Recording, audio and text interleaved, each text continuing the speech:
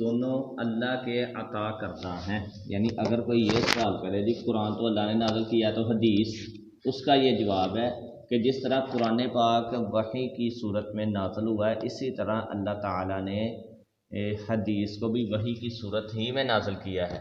جیسے نبی علیہ الصلوۃ والسلام کے اوپر قرآن پاک نازل ہوا، حضرت جبرائیل علیہ الصلوۃ والسلام اسے لے کر آئے، بالکل اسی طرح نبی علیہ الصلوۃ والسلام کی جو احادیث آج ہم سنتے ہیں وہ بھی اللہ تعالیٰ نے جبرائیل علیہ الصلوۃ والسلام کے ذریعے نبی علیہ الصلوۃ والسلام کے اوپر اتاری ہیں۔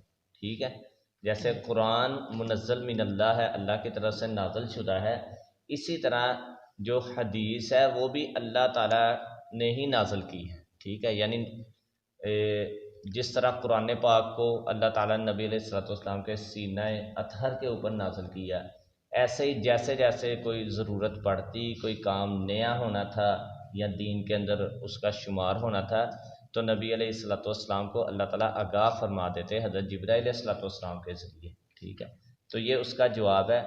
عن المقدام رضی اللہ تعالی عنہ قال، حضرت مقدام رضی اللہ عنہ فرماتے ہیں قال رسول اللہ صلی اللہ علیہ وسلم کہ نبی علیہ الصلوۃ والسلام نے ارشاد فرمایا، الا خبردار، الا کا معنی ہے خبردار، یعنی جب انسان خبردار کہتے ہیں نا، اے خبردار، اس کے بعد جو بات کہنی ہوتی ہے وہ بڑی اہم ہوتی ہے، تو اس میں بھی الا خبردار، انی بے شک میں، اوتیت القرآن میں دیا گیا ہوں قرآن، ومثلہ معہ اور اس کے مثل اس کے ساتھ، اس کی مثل اس کے ساتھ، یا مثلہ معہ سے مراد کیا ہے؟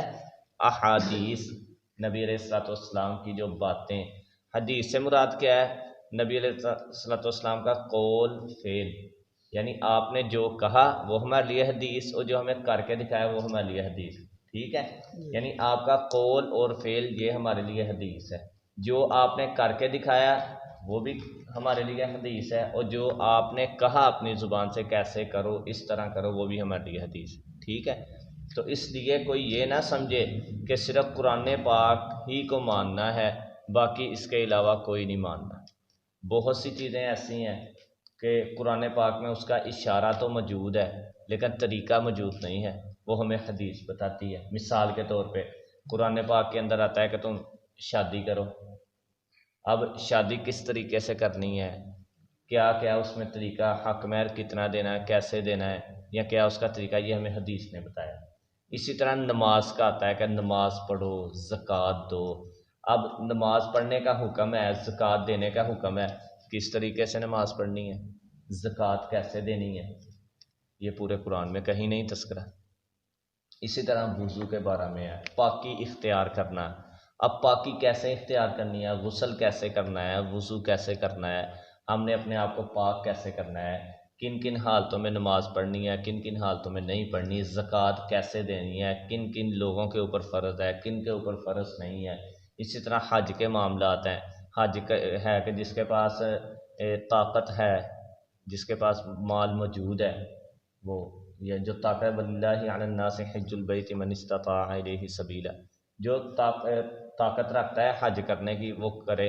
اب کتنی طاقت ہونی چاہیے، کتنا مال موجود ہو تو پھر حج کرے، یعنی جتنے احکامات ہیں قرآن پاک کے اندر ان کا اشارہ موجود ہے، لیکن اس کی رہنمائی، اس کا طریقہ کار وہ ہمیں کس نے بتایا؟ نبی علیہ الصلوۃ والسلام کی احادیث نے، آپ کے طریقے نے۔ تو اس لیے جس طرح قرآن پاک کے اوپر ایمان لانا ضروری ہے، قرآن پاک اللہ کی طرف سے منزل شدہ کتاب ہے، منزل من اللہ ہے یہ، اسی طرح حدیث بھی ہماری رہنمائی کے لیے نبی علیہ الصلوۃ والسلام کے ذریعے اللہ کی طرف سے نازل کرتا ہے۔ ٹھیک ہے، تو اس لیے یہ نبی علیہ الصلوۃ والسلام نے خبردار کر دیا۔ حضرت مقدام رضی اللہ تعالیٰ عنہ اس حدیث کے راوی ہیں، فرماتے ہیں کہ نبی علیہ الصلوۃ والسلام نے ارشاد فرمایا، الا خبردار، انی اوتیت القرآن ومثلہ معہ، بے شک میں قرآن پاک دیا گیا ہوں اور اس کے مثل بھی، ومثلہ اور اس کی مثل، معہ اس کے ساتھ، وہ کیا ہے؟ وہ نبی علیہ الصلوۃ والسلام کی حدیث ہے۔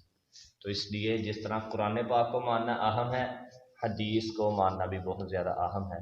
اللہ سے دعا ہے کہ اللہ تعالیٰ ہمیں قرآن و حدیث کے مطابق زندگی بسر کرنے کی توفیق عطا فرمائے۔